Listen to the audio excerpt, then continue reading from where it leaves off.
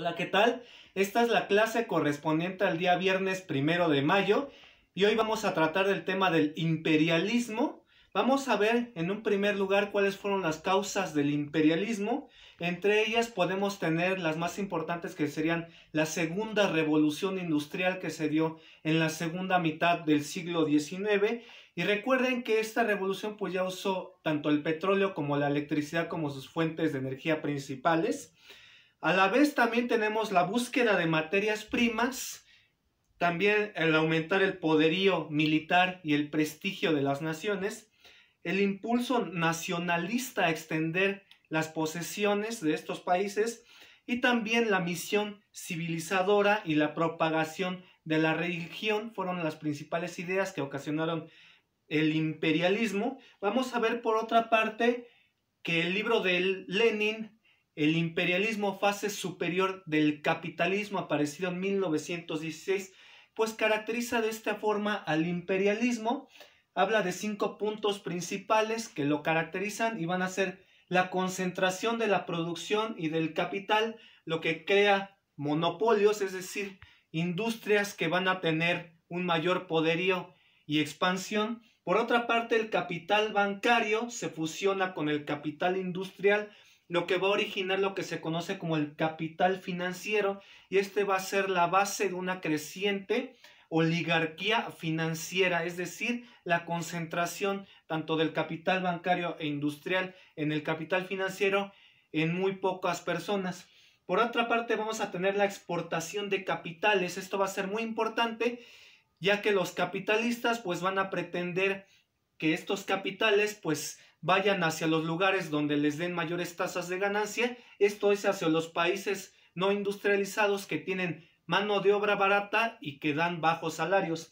Por otra parte, también van a tener prioridad la exportación de las mercancías, y a la vez también va a haber una exportación de población. Esto es decir, los excedentes poblacionales de las potencias pues se van a llevar hacia las colonias.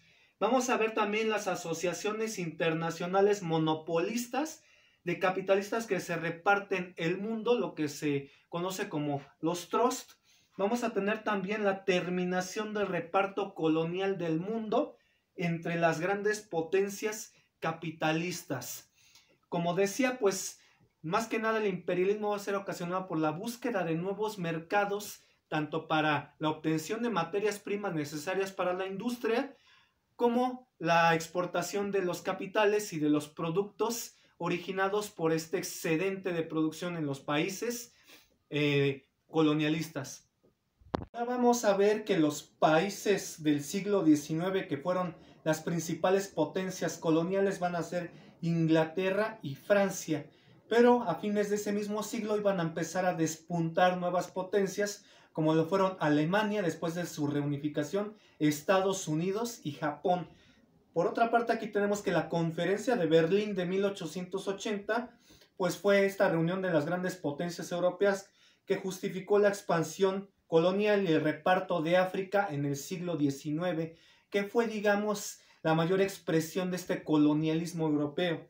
Vamos a ver que tenemos aquí un cuadro que habla de el imperio y las colonias que tenía Inglaterra. Por ejemplo, tenía Canadá, la India, conocida como la joya de la corona, Australia, África del Sur, Egipto y Hong Kong. Francia, por otra parte, tenía a Argelia, Marruecos, Túnez e Indochina, es decir, el sureste de Asia. Alemania, como les decía, pues llega tarde a este reparto colonial y va a colonizar algunas regiones de África, como Camerún, Burundi, Ruanda, Tanzania, Namibia, Togo y parte de Ghana. Estados Unidos, por otra parte, después de la guerra de 1898 contra España, pues se va a posesionar de Puerto Rico, Hawái, Filipinas, Cuba, el Canal de Panamá y después de Alaska.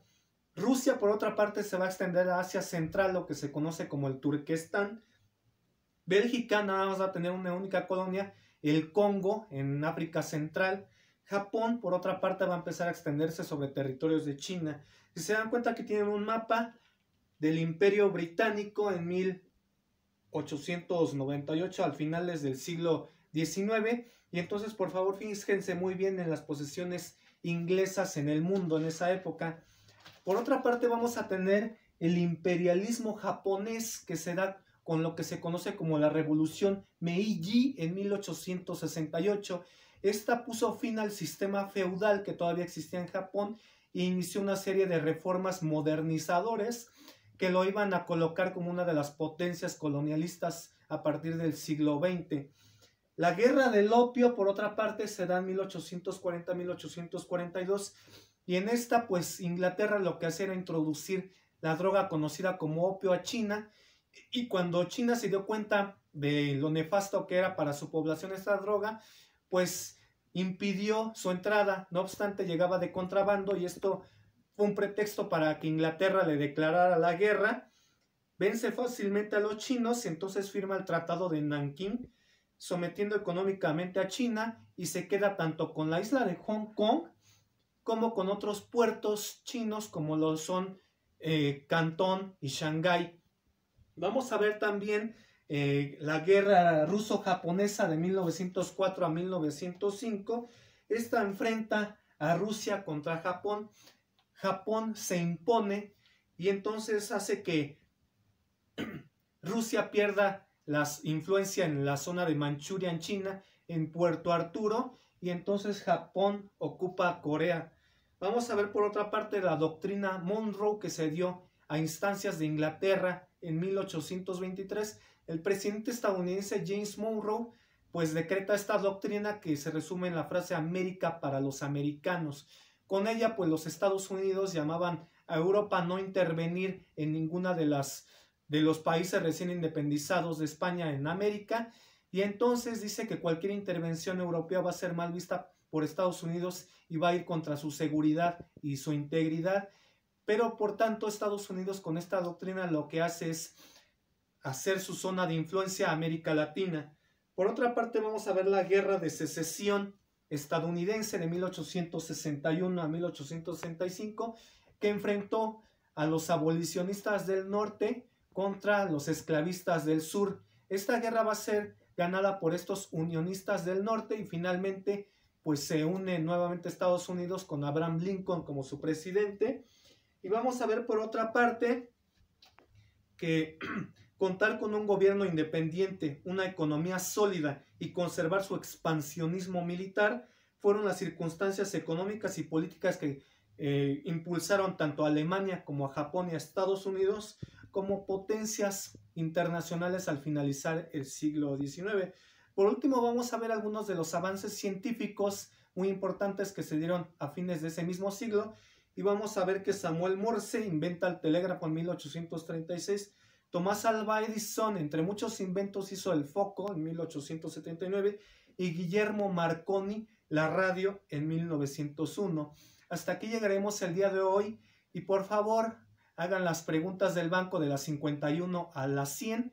Ya la siguiente clase vamos a ver la Primera Guerra Mundial. Muchas gracias por su atención.